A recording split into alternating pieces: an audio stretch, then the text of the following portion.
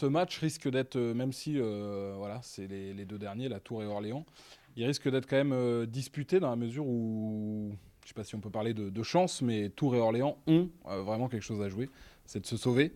Donc ça risque d'être un match tout de même disputé.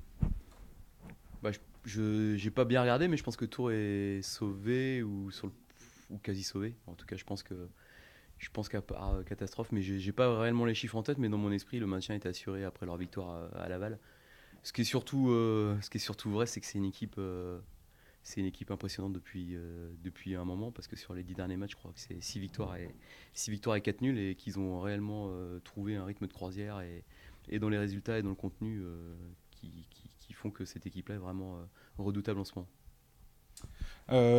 Cette équipe-là, qui nous avait sèchement battu ici à domicile, ça avait aussi fait partie des matchs, des quelques matchs, il n'y en a pas eu 150, mais des quelques matchs assez douloureux et catastrophiques de la saison. Ouais, c'était un match qui venait juste avant la trêve hivernale en plus, et qu'on avait à cœur de remporter pour au moins partir en vacances sur une note d'optimisme et positive, et on avait complètement raté notre match, pas dans la maîtrise, parce que je crois que de mémoire c'est le match où on a eu le plus de possession et le plus de passes réussies, mais alors par contre dans l'intensité, dans le déséquilibre, dans les occasions créées, on n'avait rien fait, puis on s'était mis une balle dans le pied dès le début en prenant un but sur la première frappe de tour sur un ballon perdu. Ça avait été vraiment un match, dans les souvenirs que j'en ai, un match qui était vraiment pas bon du tout. Vous avez tenté quelque chose de nouveau, a priori, Osal, demain, c'est la première titularisation de Assis.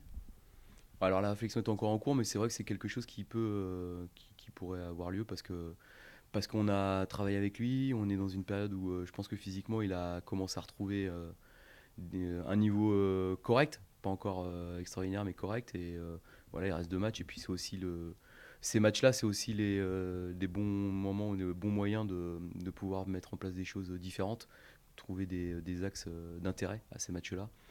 Donc voilà, Assis jouera peut-être ou dans le couloir ou devant, ou en tout cas aura un temps de jeu qui sera plus important que sur les derniers matchs. J'attends de lui qu'il fasse mieux en compétition que ce qu'il a fait sur ces quelques rentrées. Par contre, à l'entraînement, je vois des choses que je ne voyais pas encore il y a quelques semaines, notamment dans l'aspect physique, dans ses démarrages et même dans la finition, où il a retrouvé du dynamisme dans sa frappe de balle. On sent en effet qu'il est mieux, même en mouvement sur le terrain.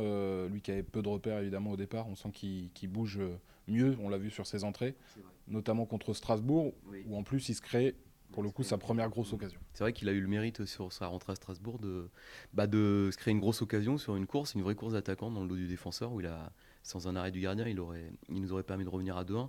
Mais il a besoin de s'intégrer aussi au mouvement et au déplacement et du jeu sans ballon de l'équipe, parce qu'il était dans un projet où les positions étaient beaucoup plus figées, c'est-à-dire que les joueurs dans les couloirs restaient vraiment dans les couloirs, et l'attaquant restait vraiment dans l'axe, et nous on est sur quelque chose un peu plus où il y a plus de permutations. Forcément, ça demande un peu plus de temps, mais je commence à voir qui pige certains déplacements, et notamment des courses combinées avec les autres. Là, tu n'as toujours pas de joueurs qui viennent te voir pour dire coach, comment ça se passe la saison prochaine, comptez sur moi, pas sur moi.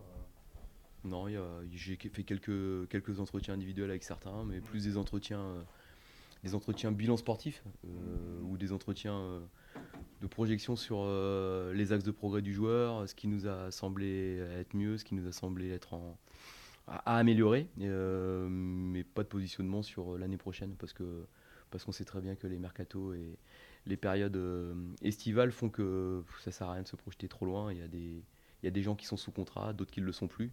C'est la seule chose qu'on sait aujourd'hui, et que si certains sont sous contrat et veulent rester, bah, ils resteront, et que si certains sont sous contrat et veulent partir, dans les trois quarts du temps, ceux qui ont raison, ils partent aussi. Donc ça veut dire que l'entraîneur dans tout ça, il est loin d'être le décideur. Maintenant, moi, je suis assez les idées au clair par rapport à ce que j'aimerais, les joueurs sur qui j'aimerais m'appuyer, et ce que je voudrais comme poste ou comme profil de joueur en termes de recrutement, mais on en est vraiment très loin. Finissons déjà la saison correctement. Tu as déjà un 11 dans la tête pour la saison prochaine? Ouais, j'ai un 11, mais un 14, 15. Pour chacun des joueurs qui sont là, le projet pour moi il est assez clair, mais il y a aussi des recrues, et souvent le 11, bah, on met un coup de gomme ou de blanco, parce que c'est pas le choix numéro un, c'est pas le choix numéro 2, c'est pas le choix numéro 3. Enfin voilà, il y a l'idéal, et puis il y a il y a ce qui est possible de faire, mais oui, dans mon esprit, j'avais ou j'ai une équipe que j'aimerais voir, en tout cas en termes de complémentarité, de profil et de profil au poste qui m'intéresserait. Et est-ce que Justement, sur quel poste là tu parlais des attaquants, mais pas que ça.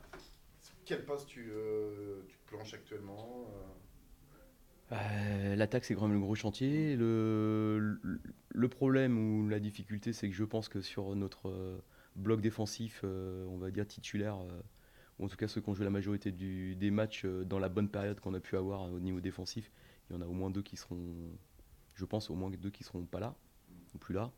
Et c'est deux parce qu'aujourd'hui c'est la tendance, mais ça peut même être plus. Donc j'aurais voulu stabiliser ce domaine-là et garder cette ossature-là pour construire le reste on va dire de la maison. Mais il y a ça, donc ces joueurs-là qui seront peut-être à remplacer. Et puis il y a l'aspect offensif à revoir parce qu'on a des stats qui sont parlantes. Et je pense que les stats ne disent pas tout d'un point de vue occasion ou en tout cas maîtrise dans le jeu. Il y a des équipes qui ont beaucoup moins de maîtrise que nous et beaucoup moins d'occasions, qui ont marqué beaucoup plus.